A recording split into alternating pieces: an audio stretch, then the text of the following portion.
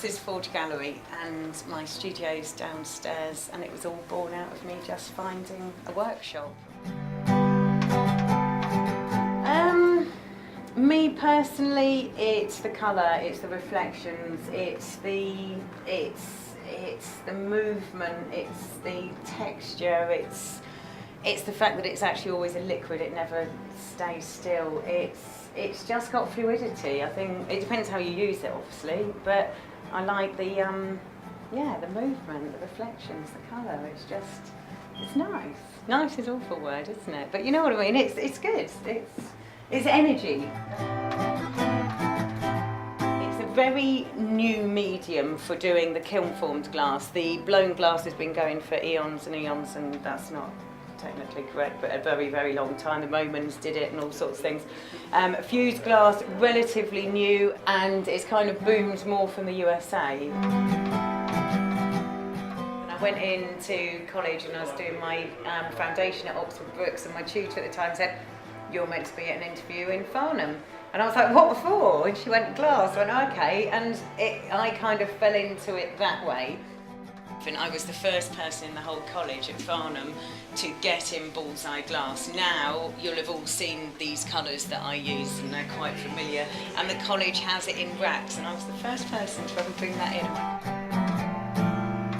It's imported from America and made in Portland, and they've got this amazing resource centre over there, which I've been to and done a couple of master classes and stuff like that. Really lovely place. It's like a sweetie shop, you know, they've got all the coloured bits of glass and the little frits and the stringers and all this kind of stuff. My first workshop I set up 4 months after graduating in 1996 and opened the doors January 1997.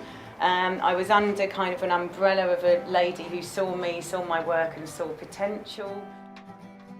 Within about 8 months I'd kind of moved away from there, became self-employed, but I was very lucky. She provided me the workshop, she provided me with a flat, and I didn't have to pay any rent or anything like that, and I was paid £60 a month, and I ran my car on that, and I bought my shopping with that, and I smoked on that and did all the other things you do on that. And I did that for about 3 years, and then became properly self-employed, and that was my first workshop. I was in Herefordshire for 4.5 years, and then I finally broke away and learnt that there's no such thing as a free lunch. Paid them back tens of thousands, and then had a fresh start, and then set up my workshop in Basingstoke, and then this is my third workshop.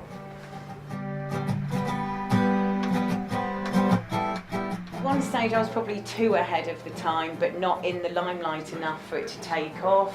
You know, you're always riding a wave. What makes it unique? I don't know. Again, I think because I don't churn them out. When I do a piece, I do a piece, and I'm not saying I haven't repeated things and kind of churned it out sometimes to make a living, but you can tell the difference.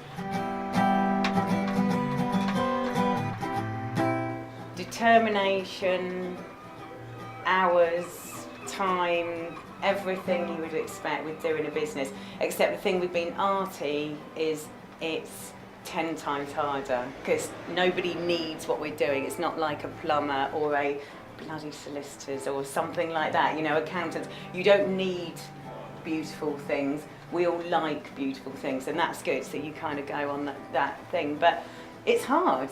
It's really hard, so you've just got to put your fingers in lots of different pots and make it work for you, and try different things and not have fear and stick to your guns. It's a whole another dimension. It's, you know, you've got to have people believe in you, you've got to keep it nice, you've got to really, you know, there was an artist in earlier who said, "Oh, because I'm doing such and such down the road," and it's like, no, our ethos is we're exclusive and we're exquisite, and you've got to stick to that, because it's so easy for your ideas and your focus to get watered down. So passion, I think, because without that, what's the point?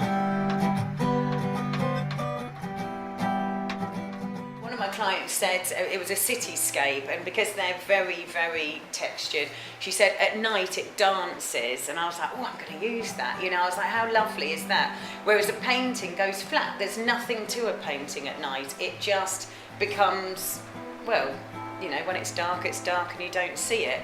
And I think the difference with glass is it still has life in it when it's just by being, you know. And I always add a little bit of twinkle to most of them, so that depending on how the light goes, whether it's artificial or natural, it will always bounce off and add a little bit of twinkle. I love a bit of twinkle, don't you?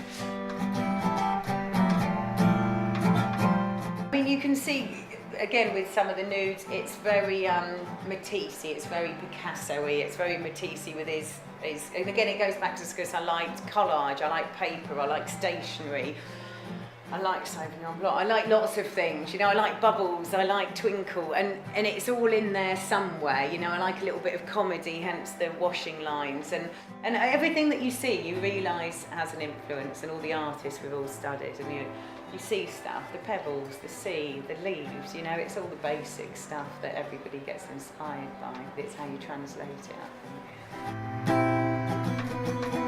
Because you put your heart and soul into everything, and I think that's the difference between when you're an artist churning it out to make a living to an artist. But being the artist, you're not always going to earn anything because you can be too passionate. It's a real balance, business balance.